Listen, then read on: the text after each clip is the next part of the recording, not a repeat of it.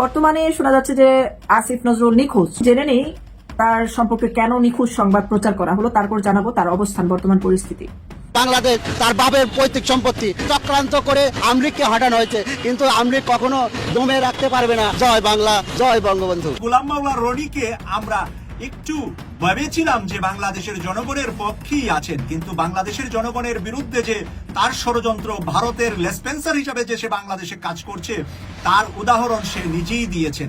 কদিন আগে অন্তর্বর্তীকালীন সরকার যে রাজনৈতিক দলগুলোর সঙ্গে ঐক্যের চেষ্টা করলো, ঐক্যের জন্য মিটিং করলো, ফলাও করে সেটা প্রচার হলো, সেই ঐক্য কি আদৌ হয়েছে নাকি সেই ঐক্যে ফাটল ধরেছে, সেই ঐক্য নস্যাৎ হয়ে গেছে? বাংলাদেশের সামনে মহাবিপদ। একদিকে সীমান্তে তৎপরতা বাড়াচ্ছে ভারত, এবার আরও ভয়ঙ্কর বিপদ বাংলাদেশের সামনে। তবে বাংলাদেশের কপালে চিন্তার ভাঁজ ফেলে দেশের সীমান্তবর্তী মংডু শহরের শেষ সেনাঘাঁটিও দখলে নিয়েছে বিদ্রোহীরা। দর্শক, গুরুত্বপূর্ণ ভিডিওতে আপনাকে স্বাগত। দর্শক, আজকের এই ভিডিওতে বেশ কয়েকটি গুরুত্বপূর্ণ ভিডিও ফুটেজ নিয়ে হাজির হয়েছি। এমনকি দর্শক, আজকের ভিডিওর শুরুটা দেখে বুঝতে পেরেছেন আজকের নিউজটা কতটা গুরুত্বপূর্ণ হতে চলেছে। এমনকি দর্শক, আজকের নিউজে কি ধরনের ভিডিওগুলো আপনারা দেখতে চলেছেন। তো দর্শক, যারা এই ভিডিওটি প্লে করেছেন তাদের উদ্দেশ্যেই বলবো, না টেনে সম্পূর্ণ ভিডিওটি মনোযোগ সহকারে দেখবেন, তাহলে বিস্তারিত বিষয়গুলো আপনারা বুঝতে পারবেন। তো দর্শক, কথা না বাড়িয়ে আমরা মূল ভিডিওটি দেখে আসি। তার আগে আমার চ্যানেলে নতুন হলে থাকলে চ্যানেলটি সাবস্ক্রাইব করে রাখুন এবং একটি লাইক দিয়ে দেখতে থাকুন সম্পূর্ণ ভিডিওটি। বর্তমানে শোনা যাচ্ছে যে আসিফ নজরুল নিখোঁজ। এর কারণ কি? বা সে কি তাহলে হানি ট্র্যাপে পড়ার কারণে লজ্জায় বা কোনো চাপে পড়ে সে মিডিয়াতে আসছে না? আন্দোলন জেনে নেই তার সম্পর্কে কেন নিখোঁজ সংবাদ প্রচার করা হলো, তারপর জানাবো তার অবস্থান, বর্তমান পরিস্থিতি। আসিফ নজরুল বাংলাদেশের বিশিষ্ট রাজনৈতিক বিশ্লেষক এবং অন্তর্বর্তীকালীন সরকারের উপদেষ্টা। নিখোঁজ হওয়ার খবর প্রকাশে এসেছে। তিনি শেষবার তার সরকারের দায়িত্ব পালনের সময় দেখা গিয়েছে, তবে একের পর এক তার অবস্থান সম্পর্কে কোনো পাত্তা পাওয়া যাচ্ছে না। নিখোঁজ হওয়ার যে পটভূমি, আসিফ নজরুল গত কয়েক মাসে বিভিন্ন রাজনৈতিক ইস্যুতে সাহসী বক্তব্যের কারণে তিনি পরিচিতি পেয়েছেন এবং ক্ষমতার অপব্যবহার করে দুর্নীতি ও মানবাধিকার লঙ্ঘনের বিরুদ্ধে তার কঠোর অবস্থান তাকে প্রশংসিত করেছিল। তবে পাশাপাশি তিনি সমালোচনার লক্ষ্যবস্তু হয়েছেন। বিশেষ সম্প্রতি তিনি বাংলাদেশ থেকে বিদেশ অর্থ পাচার ও সরকারের স্বচ্ছতা নিয়ে কিছু গুরুত্বর বক্তব্য দেন, যা বেশ আলোচিত হয়। নিখোঁজ হওয়ার খবরটি নিয়ে সাধারণ মানুষের মধ্যে উদ্বেগ তৈরি হয়েছে। আইন শৃঙ্খলা বাহিনী এই ঘটনা তদন্ত শুরু করেছে, তবে এখন পর্যন্ত তার অবস্থান নিখোঁজ হওয়ার কারণ সম্পর্কে কোনো আনুষ্ঠানিক বিবৃতি কেউ দেয়নি। জেনেভায় একটি নিরাপত্তা সংক্রান্ত ঘটনার পর থেকে তার নিরাপত্তা প্রশ্নবিদ্ধ হচ্ছিল, এমনকি তার আগেও তিনি তার নিরাপত্তা নিয়ে উদ্বেগ প্রকাশ করছিলেন। আমি শুনেছি যে মন্ত্রণালয়ে বসে থাকা অবস্থায় তার কাছে কেউ দেখা করতে গেলে, তার নিজের এলাকার কেউ দেখা করতে গেলেও বলে, কে কুমিল্লার লোক, আমি চিনি না। সে কারোর সঙ্গে দেখাও করে না, ভয়ে ধরেন না। শুধুমাত্র সমন্বয়কদের সাথে ছাড়া কারোর সঙ্গে দেখা করেন না, আর উপদেষ্টা আর বাকি যারা আছে তাদের সঙ্গে ছাড়া তিনি কারোর সঙ্গে দেখা করেন না। সুইজারল্যান্ড থেকে ফিরে আসার সময় জেনেভায় ওনাকে আক্রমণ করা হয়েছিল, বাগবিতণ্ডা হয়েছিল, সেটাও এখানে তুলে ধরা হয়েছে। তার অনুপস্থিতি নিয়ে জনমনে নানা প্রশ্ন দেখা দিয়েছে। কালকে একটা মিটিং ছিল পররাষ্ট্র মন্ত্রণালয়ে, পররাষ্ট্রমন্ত্রী ছিলেন, স্বরাষ্ট্রমন্ত্রী ছিলেন, আমি ছিলাম, আমাদের পাসপোর্ট অধিদপ্তরের কর্মকর্তারা ছিলেন এবং সংশ্লিষ্ট সরকারি অফিসের সবাই ছিলেন আর কি। তো আমরা সেই ডিটেইল আলোচনার মধ্যে দিয়ে আমরা কিছু সুসংবাদ পেয়েছি। প্রথমে সেটা শেয়ার করি। সেটা হচ্ছে, আপনাদের পাসপোর্টে খুবই সমস্যা হচ্ছে, আমরা জানি। এমআরপি পাসপোর্টে পাওয়া এই 15 ডিসেম্বর থেকে আপনারা এমআরপি পাসপোর্ট পাওয়া শুরু করবেন এবং পরবর্তী 3 সপ্তাহ থেকে 4 সপ্তাহের মধ্যে প্রত্যেকে যারা আবেদন করেছেন এমআরপি পাসপোর্ট পেয়ে যাবেন। তো প্রথম প্রায়োরিটি দেওয়া হচ্ছে সৌদি আরবে এবং মালয়েশিয়াতে আমাদের যে ভাই বোনরা আছেন ওনাদেরকে, এবং এরপর আপনার যেই সমস্ত কান্ট্রিতে ডিমান্ড বেশি তাদের ক্ষেত্রে একটু প্রায়োরিটি দিয়ে এই সমস্যাটা 3 থেকে 4 সপ্তাহের মধ্যে সমাধান করা হবে। এবং এত পরিমাণ এমআরপি পাসপোর্ট ছাপানো হচ্ছে যে ইনশাআল্লাহ আগামী 2-3 বছরে এই সমস্যা কখনো হবে না। তিনি একটি পোস্ট শেয়ার করেন যে আসিফ মাহমুদের ওয়ালে দেওয়া একটি পোস্ট, যেটি সাংবাদিক ইলিয়াস অভিযোগ করেছেন। সেটার প্রেক্ষিতে আসিফ মাহমুদ একটি উত্তর দিয়েছে যে যাদের এজেন্ট বলেছেন গত 2019 সাল থেকে আগ্রাসন বিরোধী লড়াইয়ে সুশীল সমাজ কিংবা শিক্ষকদের মধ্য থেকে তাকেই সবচেয়ে বেশি পাশে পেয়েছি আমরা। সে ভিডিওটা করেছেন 2 দিন পূর্বে। সেই ভিডিওটা মন্ত্রণালয়ের অফিসে হতে পারে, আবার নাও হতে পারে। তো তিনি নেই, এরকম নিউজ কেন করা হচ্ছে আমি বুঝতে পারছি না। হয়তোবা তাকে মিডিয়াতে সাংবাদিকরা খুঁজে পাচ্ছে না, বা আশেপাশের যারা কমিটমেন্ট ছিল বা যাদের সঙ্গে তার ক্ষমতায় আসার পূর্বে যাদের অবদান ছিল তারা হয়তো তাকে খুঁজে পাচ্ছে না, এবং তিনি সবার থেকে একটু আড়ালেই চলে গেছেন, এটাও আমার কাছে খবর আছে। এবং আসিফ নজরুল অনেকেই এখন চিনে না, অনেকের ফোন ধরে না, অনেকেই চিনে না, অনেকের থেকে দূরত্ব বজায় চলছে। এই হচ্ছে আমার কাছে সর্বশেষ খবর। তবে আশা করি তো ওনাকে পাওয়া যাবে খুব শীঘ্রই। এত দ্রুত উনি পালাবেন না, 20 তারিখ আরো অনেক দেরি আছে। তখন হয়তোবা 1-2 দিন আগে পালাতে পারে। সরকারের সঙ্গে ঐক্যের যে প্রচেষ্টা রাজনৈতিক দলগুলো, যদিও সেই রাজনৈতিক দলগুলোর লিস্টে আওয়ামী লীগ ছিল না, 14 দল ছিল না, জাতীয় পার্টি ছিল না, তার মানে ধরা যায় যে 50% মানুষের প্রতিনিধিত্বকারী রাজনৈতিক দলগুলো ছিল না। বাকি 50%-এর যদি আমি 40% ধরি বিএনপিকে, 35 থেকে 40% ধরি বিএনপিকে, জামাতকে যদি 10% ধরি 45%, আর অন্যান্য সব মিলিয়ে 5%, এই 50%-এর সঙ্গে সরকার ঐক্য করার চেষ্টা করেছে। কিন্তু বৃহৎ একটা জনগোষ্ঠী 50%-এর সঙ্গে ঐক্যের প্রচেষ্টা না করেও শুধু 50%-এর সঙ্গে ঐক্যের প্রচেষ্টাও কি শেষ পর্যন্ত সফল হচ্ছে কিংবা সফল করতে পেরেছে সরকার, নাকি সেই ঐক্য প্রচেষ্টা নষ্ট হয়ে গেছে, ধূলিসাৎ হয়ে গেছে? সেই প্রশ্ন এসেছে উপদেষ্টা নাহিদ ইসলামের সেই মন্তব্যকে কেন্দ্র করে, যে মন্তব্যে তিনি বলেছেন যে রাজনৈতিক দলগুলো নাকি সরকারকে, এই অন্তর্বর্তীকালীন সরকারকে ব্যর্থ করার চেষ্টা করছে। অর্থাৎ বিএনপি, জামাত সহ যে রাজনৈতিক দলগুলো সরকারের সঙ্গে ছিল বলে আমরা সাধারণ অর্থে ধরে নিই কিংবা আলোচনা করতে চাই, সেই দলগুলো সরকারের সঙ্গে থাকছে না, সরকারের সঙ্গে থাকবে না, সরকারকে এক ধরনের ব্যর্থ করার চেষ্টা করবে, সেরকম পর্যায়ে মনে হচ্ছে উপদেষ্টা নাহিদের বক্তব্যে। এবং উপদেষ্টা নাহিদের এই বক্তব্যে চরম হুঁশিয়ারি দিয়েছেন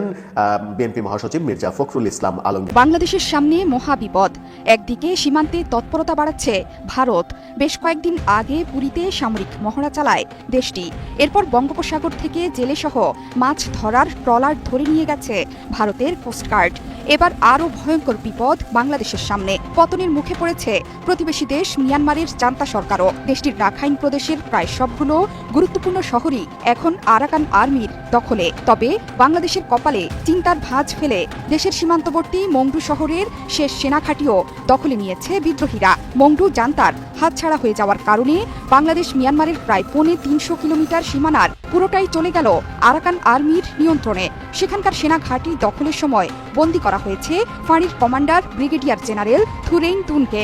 শহরটির শেষ সেনাঘাঁটি দখলের মাধ্যমে বাংলাদেশের কক্সবাজার লাগোয়া মিয়ানমারের রাখাইন প্রদেশের সম্পূর্ণ এলাকা নিয়ন্ত্রণে নিল সশস্ত্র বাহিনী। এরই মধ্যে বাংলাদেশের ওপর নেতিবাচক প্রভাবও পড়তে শুরু করেছে। নাফ নদীর ওপরে যে কোনো ধরনের পরিবহন বন্ধ রাখার নির্দেশ দিয়েছে আরাকান আর্মি। এমনকি সরকারের সেনাবাহিনীর সঙ্গে যুক্ত পুলিশ এবং স্থানীয় মুসলিমরা নৌকায় করে বাংলাদেশে পালানোর চেষ্টা করায় এমন নির্দেশ দেওয়া হয়েছে বলে জানিয়েছে তারা।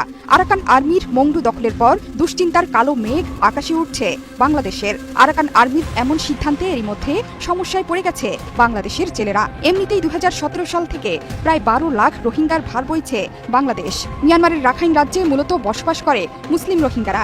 সেই রাজ্যই এখন সশস্ত্র আরাকান আর্মির দখলে। এর ফলে বর্তমানে সংকটজনক পরিস্থিতিতে বাংলাদেশে আবারও নামতে পারে রোহিঙ্গাদের ঢল। বাংলাদেশে থাকা রোহিঙ্গাদের ফেরত নেয়ার ব্যাপারে এখনও আরাকান আর্মির অবস্থান নেতিবাচক।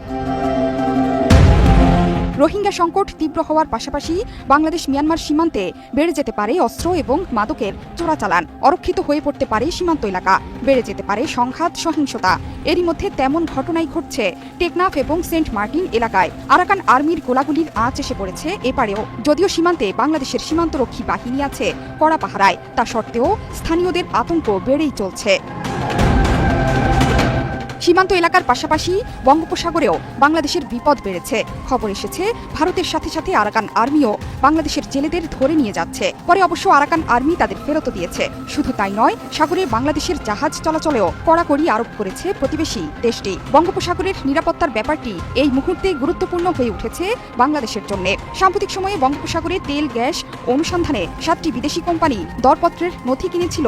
শুরুতে আরও প্রতিযোগিতামূলক করতে 3 মাস সময় বাড়ানো হয়, তবে শেষ পর্যন্ত কোনো বিদেশি কোম্পানি আসেনি। বিদেশিরা না আসার পেছনে দেশের চলমান রাজনৈতিক সংকট এবং সাগরে নিরাপত্তা সংকটের বিষয়টি মুখ্য ভূমিকা রাখতে পারে বলে ধারণা করা হচ্ছে। এত শক্তিশালী বিদ্রোহী গোষ্ঠী আরাকান আর্মি কারা? 2009 সালে এই বিদ্রোহী গোষ্ঠী তৈরি করেন এবং নেতৃত্ব দেন ছাত্রনেতা তোয়ান মারদ নায়ং। জনজাতি বাহিনী প্রথমে জেড খনিতে কাজ করা পুরুষদের যোদ্ধা হিসেবে নিয়োগ করে। উত্তর মিয়ানমারের বিদ্রোহী গোষ্ঠী কাচিন ইন্ডিপেন্ডেন্স আর্মির কাছে বেশ কিছুটা সময় আশ্রয় নিয়েছিল তারা। মিয়ানমার জুড়ে চলা গৃহযুদ্ধের কেন্দ্রবিন্দুতে পরিণত হয়েছে রাখাইন। বিদ্রোহীদের হামলার জেরে ইতিমধ্যেই সে দেশের অর্ধেকের বেশি এলাকা সরকারি সেনার হাতছাড়া হয়ে গেছে। এরই মধ্যে মংডু দখলের পরই সেই দেশে জান্তার টিকে থাকা নিয়ে প্রশ্ন তৈরি হয়েছে। প্রিয় দর্শক, গোলাম মাওলা রনিকে আমরা একটু ভেবেছিলাম যে বাংলাদেশের জনগণের পক্ষেই আছেন, কিন্তু বাংলাদেশের জনগণের বিরুদ্ধে যে তার ষড়যন্ত্র, ভারতের লেসপেন্সার হিসাবে যে সে বাংলাদেশে কাজ করছে তার উদাহরণ সে নিজেই দিয়েছেন। আজকে গোলাম মাওলা রনির ফেসবুক পেজে একটি লেখা লিখেছেন সাংবাদিক ইলিয়াস ভাইয়ের বিরুদ্ধে। মানুষ তা লিখতে পারে, আমি বিশ্বাস করতে পারছিলাম না। তাই আমি আপনাদের সামনে গোলাম মাওলা রনির ফেসবুক আইডি থেকে হেডলাইনটা পড়ে শোনাচ্ছি, তারপরে দর্শকরা কি বলেছে, কি কমেন্টস লেখে গোলাম মাওলা রনিকে উলঙ্গ করে দিয়েছে তা আপনাদের সামনেও তুলে ধরব। প্রিয় দর্শক, সর্বপ্রথমে গোলাম মাওলা রনি যা লিখেছে, আমেরিকা বসে ভিনদেশের দাতাল শুয়োরের পয়দা এবং সেগুলোর লালন পালন শেষে মানুষের বিরুদ্ধে লেলিয়ে দেওয়ার ক্ষেত্রে সম্প্রতি এক কুলাঙ্গারের সফলতা নিয়ে দেশে বিদেশে বিতর্কের ঝড় উঠেছে। শুয়োরের বাচ্চা, শুয়োর বলা, এরকম কথা বলা গোলাম মাওলা রনির কাছ থেকে আমি আশা করি নাই। কিন্তু আজকে প্রিয় দর্শক, আপনারা গোলাম মাওলা রনির ফেসবুক পেজে গিয়ে, আপনারা গোলাম মাওলা রনির আইডিতে গিয়ে চেক করে দেখতে পারেন আমার কথার সততা কতটুকু।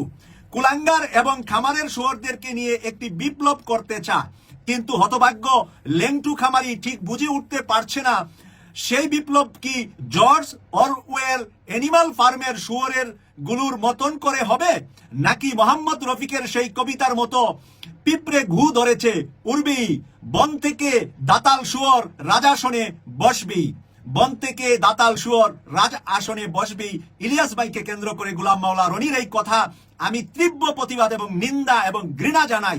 কার সাথে কার তুলনায় আজকে এই ইলিয়াস হোসেনকে নিয়ে এরকম খারাপ কথা লিখবে গোলাম মাওলা রনি, আমি কখনো ভাবতে পারি নাই।